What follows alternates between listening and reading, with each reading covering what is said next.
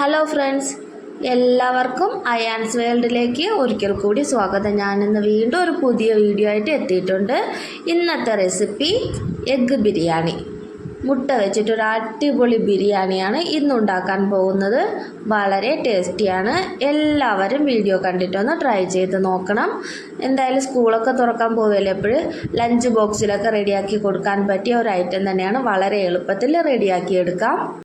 സ്കൂളിൽ പഠിക്കുന്ന കുട്ടികൾക്കുള്ള പാരൻസിന് വളരെ ഉപകാരപ്രദമാകുന്ന ഒരു റെസിപ്പിയാണ്. എന്നും ഒരേ വിഭവം ഉണ്ടാക്കി കൊടുക്കാതെ ഇതുപോലെ മാറ്റി മാറ്റി പല പല റെസിപ്പീസ് ഉണ്ടാക്കി കൊടുക്കുമ്പോൾ കുട്ടികൾക്ക് സന്തോഷമാവും, അതുപോലെ അവർ കഴിക്കുകയും ചെയ്യും. അതെങ്ങനെയാണെന്ന് നോക്കാം. അതിന് വേണ്ടിയിട്ട് ഞാൻ ബസ്മതി റൈസാണ് എടുത്തിട്ടുള്ളത്.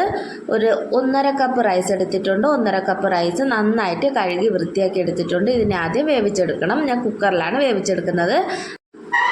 ആവശ്യത്തിന് വെള്ളവും ഉപ്പും കൂടി ചേർത്ത് നന്നായിട്ടൊന്ന് വേവിച്ചെടുക്കാം.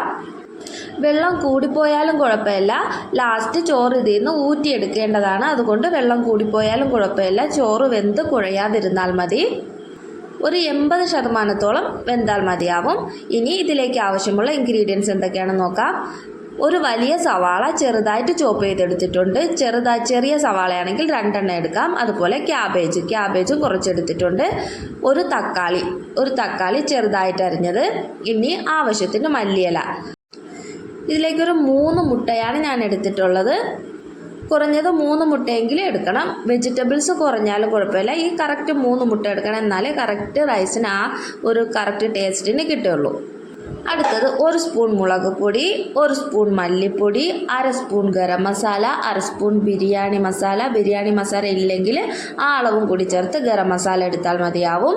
പിന്നെ 1/2 സ്പൂൺ കുരുമുളക് പൊടി, 1/4 സ്പൂൺ മഞ്ഞൾപ്പൊടി. ഇത്രയാണ് മസാലകളായിട്ട് ഞാനിതിലേക്ക് എടുത്തിട്ടുള്ളത്. നിങ്ങളുടെ എരിവിനനുസരിച്ച് മസാലപ്പൊടികൾ കൂട്ടുകയോ കുറയ്ക്കുകയോ ചെയ്യാം. കുട്ടികൾക്കാണെങ്കിൽ ഇത്രയും മസാല തന്നെ മതിയാവും. ഇനി ഇതിലേക്ക് എടുത്തിട്ടുള്ളത് ഇഞ്ചി വെളുത്തുള്ളി പേസ്റ്റാണ്. ഞാനത് വീട്ടിൽ തന്നെ റെഡിയാക്കി വെച്ചിട്ടുള്ളതാണ്. റൈസ് കറക്റ്റ് പാകത്തിന് വെന്ത് കിട്ടിയിട്ടുണ്ട്. വെള്ളമെല്ലാം ഊറ്റിക്കളഞ്ഞ് എടുത്ത് വെച്ചിട്ടുണ്ട്. ഇനി ബാക്കി പ്രൊസീജിയർ എന്തൊക്കെയാണെന്ന് നോക്കാം. കറക്റ്റ് 2 പേർക്ക് വിളമ്പാൻ പാകത്തിനുള്ള അളവിനാണ് ഞാൻ എടുത്തിട്ടുള്ളത്.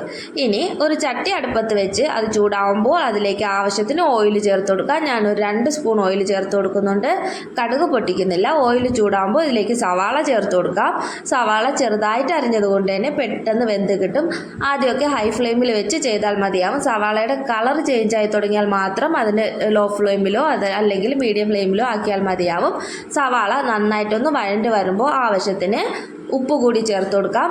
റൈസ് വേവിക്കുമ്പോൾ അതിൽ ഉപ്പ് ചേർത്തിട്ടുണ്ട്. അതും കൂടി ഓർത്തിട്ട് അതനുസരിച്ച് ചേർത്താൽ മതിയാവും. ബാക്കി മസാലകളിലേക്കുള്ള ഉപ്പ് മാത്രം ചേർത്താൽ മതി. സവാളയും കൂടി നന്നായിട്ട് വഴറ്റിയെടുത്ത ശേഷം ഇനി ഇതിലേക്ക് ഇഞ്ചി വെളുത്തുള്ളി പേസ്റ്റ് ചേർക്കണം. 1 സ്പൂൺ ഇഞ്ചി വെളുത്തുള്ളി പേസ്റ്റാണ് ഞാനിതിലേക്ക് ചേർക്കുന്നത്. ഇഞ്ചി വെളുത്തുള്ളി പേസ്റ്റ് ഇതുപോലെ റെഡിയാക്കി 1 മാസത്തോളം നമുക്ക് കേടുകൂടാതെ ഫ്രിഡ്ജിൽ സൂക്ഷിക്കാവുന്നതാണ്. നല്ല എയർ ടൈറ്റ് ആയിട്ടുള്ള ഒരു കണ്ടെയ്നറിൽ സൂക്ഷിക്കുകയാണെങ്കിൽ 1 മാസത്തിലും കൂടുതൽ ഇരിക്കും. ഞാൻ ഏകദേശം 1 മാസത്തോളമൊക്കെ വെച്ച് യൂസ് ചെയ്തിട്ടുണ്ട്.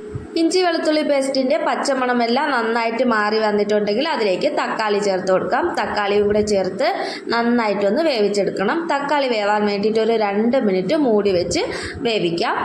2 മിനിറ്റ് ആകുമ്പോൾ തന്നെ അതൊന്ന് ചെറുതായിട്ട് ഒന്ന് വാടിക്കിട്ടും. അത് കഴിഞ്ഞാൽ ഇനി ഇതിലേക്ക് ചേർക്കേണ്ടത് എടുത്തു വെച്ചിട്ടുള്ള മസാലപ്പൊടികളാണ്. മസാലപ്പൊടികളെല്ലാം ഇനി ഇതിലേക്ക് ചേർത്ത് കൊടുക്കാം. മസാലകളും ഒന്ന് നന്നായിട്ട് അതിൻ്റെ പച്ചമണമെല്ലാം മാറി വരുന്നത് വരെ ഒന്ന് വഴറ്റി കൊടുക്കണം. നന്നായിട്ട് വഴറ്റി അതിൻ്റെ പച്ചമണമെല്ലാം മാറ്റിയെടുക്കണം. അതിനുശേഷം ഇതിലേക്ക് ക്യാബേജ് ചേർത്ത് കൊടുക്കാം. ക്യാബേജ് ഇതുപോലെ ലാസ്റ്റ് ചേർക്കുന്നതെന്ന് വെച്ചാൽ അത് ഒരുപാട് അങ്ങ് വെന്ത് പോവാതിരിക്കാൻ വേണ്ടിയിട്ടാണ് ക്യാബേജ് ലാസ്റ്റ് ചേർക്കുന്നത്. അതും കൂടി നന്നായിട്ടൊന്ന് വെന്ത് വന്നാൽ ഇനി ഈ വെജിറ്റബിൾസ് എല്ലാം ഒന്ന് സൈഡിലേക്ക് ഒതുക്കി മാറ്റി കൊടുക്കുക. വെജിറ്റബിൾസ് എല്ലാം സൈഡിലേക്ക് മാറ്റി വെച്ചിട്ട് അതിൻ്റെ നടുക്കൊരു സ്പേസ് ഉണ്ടാക്കണം. ആ സ്പേസിൽ 1 സ്പൂൺ ഓയിലും കൂടി ചേർത്ത് കൊടുക്കാം. ആ സ്പേസിൽ വേണം മുട്ട ചേർക്കാൻ വേണ്ടിയിട്ട്. അതിന് വേണ്ടിയിട്ട് 1 സ്പൂൺ ഓയിൽ ചേർക്കാം. ഓയിൽ പെട്ടെന്ന് തന്നെ ചൂടായി കിട്ടും. ചട്ടി ചൂടായി കിടക്കുന്നത് കൊണ്ട് പെട്ടെന്ന് തന്നെ ഓയിൽ ചൂടായി കിട്ടും. ഇനി എടുത്തു വെച്ചിട്ടുള്ള 3 മുട്ട, ഞാനൊരു 3 മുട്ടയാണ് എടുത്തു വെച്ചിട്ടുള്ളത്. ഈ മുട്ട അതിലേക്ക് ചേർത്ത് കൊടുക്കാം. മുട്ട ചേർത്താൽ ഉടനെ ഇളക്കി കൊടുക്കരുത്. മുട്ട ചെറുതായിട്ടൊന്ന് വെന്ത് വന്നതിന് ശേഷം മാത്രമേ ഇളക്കി കൊടുക്കാവൂ. അതിന് മുമ്പേ ഇളക്കി കൊടുക്കുകയാണെങ്കിൽ എല്ലാം പൊടിഞ്ഞ് ചെറിയ ചെറിയ പീസസ് ആയിട്ട് പോകും. തോരനൊക്കെ വെക്കുന്നത് പോലെ പൊടിഞ്ഞു പോകും. ആ ഒരു പരുവത്തിന് വരരുത്. അതിന് വേണ്ടിയിട്ട് 1 മിനിറ്റ് കംപ്ലീറ്റ് ഒന്ന് അടച്ച് വെച്ച് വേവിക്കണം. അടിയൊക്കെ ആ മുട്ടയുടെ അടിഭാഗമൊക്കെ നന്നായിട്ടൊന്ന് വെന്ത് വരുന്ന ആ പാകത്തിന് വേണം എടുക്കാൻ വേണ്ടിയിട്ട്. ഇനി മൂടിയൊന്ന് തുറന്ന് നോക്കാം. അടിയൊക്കെ നന്നായിട്ടൊന്ന് വെന്ത് വന്നാൽ ഇതുപോലെ ചെറുതായിട്ട് മറിച്ചും തിരിച്ചിട്ട് വേണം അതിനെ ചിക്കിയെടുക്കാൻ. അല്ലാതെ ഒരുപാടൊക്കെ പെട്ടെന്ന് ചിക്കി കൊടുക്കുകയാണെങ്കിൽ ചെറിയ തോരത്തിൻ്റെ ആ പരുവത്തിനായിപ്പോവും. അങ്ങനെ ചെയ്തെടുക്കരുത്. അങ്ങനെയാണെങ്കിൽ റൈസ് കാണാനും ഒരു ഭംഗി കാണത്തില്ല, അതിൽ മുട്ട ഉണ്ടെന്ന് അറിയേയില്ല. ഇതുപോലെ സാവധാനത്തിൽ ചെയ്തെടുത്താൽ മതി. ഇതൊന്ന് ചെറുതായിട്ട് ഡ്രൈ ആയി വരാൻ തുടങ്ങിയാൽ റൈസ് ചേർക്കാം. ആ ചെറിയ നനവൊക്കെ ഒന്ന് മാറി വരണം. ഈ നനവുള്ള സമയത്ത്, മുട്ടയുടെ നനവുള്ള സമയത്ത് റൈസ് ചേർക്കരുത്. ആ നനവ് ചെറുതായിട്ടൊന്ന് മാറി വന്നാൽ റൈസും കൂടി ചേർത്ത് ഇനി റൈസ് ഉടഞ്ഞു പോകാത്ത രീതിയിൽ സാവധാനത്തിൽ അതും കൂടി ഒന്ന് മിക്സ് ചെയ്തെടുക്കണം.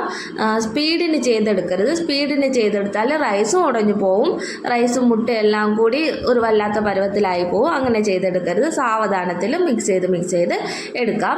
ആ മസാലകളെല്ലാം റൈസിലൊന്ന് മിക്സായി വന്നു കഴിഞ്ഞാൽ ഇനി ഇതിലേക്ക് നെയ്യും കൂടി ചേർക്കണം. ഞാൻ 1 സ്പൂൺ നെയ്യാണ് ചേർത്തിട്ടുള്ളത്. നെയ്യും കൂടി ചേർക്കുമ്പോൾ ഒരു അടിപൊളി മണവും അതുപോലെ തന്നെ നല്ല ഫ്ലേവറുമാണ് ഈ റൈസിന്. നെയ്യും ചേർത്ത് എടുത്ത് വെച്ചിട്ടുള്ള മല്ലിയിലയും കൂടി ചേർത്ത് ഒന്നും കൂടി നന്നായിട്ടൊന്ന് മിക്സ് ചെയ്തെടുക്കാം. നെയ്യുടെ ഫ്ലേവർ ഇഷ്ടമുള്ളവർക്ക് 1 സ്പൂണും കൂടി ചേർക്കാം. അങ്ങനെ 2 സ്പൂൺ ചേർക്കാം. അതിൽ കൂടുതൽ ചേർക്കേണ്ട ആവശ്യമില്ല. 2 സ്പൂൺ തന്നെ ധാരാളം. അടിപൊളിയായിട്ടുള്ള എഗ് റൈസ് നല്ല ഒരു മണമൊക്കെ ഈ സമയത്ത് വരും. അതിലേക്ക് എടുത്ത് വെച്ചിട്ടുള്ള മല്ലിയിലയും കൂടി ചേർത്ത് നന്നായിട്ടൊന്ന് മിക്സ് ചെയ്തെടുക്കുക. പ്രത്യേകം ശ്രദ്ധിക്കണം, മിക്സ് ചെയ്യുമ്പോൾ റൈസ് ഉടഞ്ഞു പോകരുത്. ഉടഞ്ഞു പോയാൽ വേറെ ടേസ്റ്റിന് വ്യത്യാസമൊന്നും വരില്ല, പക്ഷെ കാണാനൊരു ഭംഗി ഉണ്ടാവില്ലെന്നേ ഉള്ളൂ. അങ്ങനെ അടിപൊളിയായിട്ടുള്ള എഗ് റൈസ് ഇവിടെ റെഡി ആയിട്ടുണ്ട്. ഞാൻ മുമ്പ് എഗ് റൈസിൻ്റെ ഒരു വീഡിയോ ഇട്ടിട്ടുണ്ടായിരുന്നു. അത് ഞാൻ കൈമ റൈസിലാണ് ചെയ്തിട്ടുള്ളത്. മറ്റേ ചെറിയ അരി ആ റൈസിലാണ് ഞാൻ അന്ന് ചെയ്തിട്ടുള്ളത്. അതിനേക്കാളും എനിക്ക് ടേസ്റ്റായിട്ട് തോന്നിയത് ഈ ബസ്മതി റൈസിൽ ചെയ്തപ്പോഴാണ്. അതിനേക്കാളും കൂടുതൽ ടേസ്റ്റായിട്ട് എനിക്ക് തോന്നിയത്. അങ്ങനെ അടിപൊളിയായിട്ടുള്ള എഗ് റൈസ് ഇവിടെ റെഡി ആയിട്ടുണ്ട്. എല്ലാവരും ഒന്ന് ട്രൈ ചെയ്ത് നോക്കണം. അതുപോലെ തന്നെ എൻ്റെ ചാനൽ സബ്സ്ക്രൈബ് ചെയ്യാതെയാണ് നിങ്ങൾ കാണുന്നതെങ്കിൽ ഉറപ്പായിട്ടൊന്ന് സബ്സ്ക്രൈബ് ചെയ്തേക്കണേ. അതുപോലെ തന്നെ വീഡിയോ ഇഷ്ടമായാൽ ലൈക്ക് ചെയ്യാനും മറക്കരുത്. നിങ്ങളുടെ അഭിപ്രായം എന്താണോ അത് കമൻറ്റ് ചെയ്യാനും മറക്കരുത്.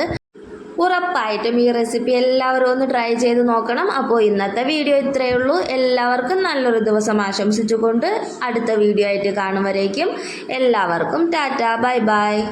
By Ayaan's world.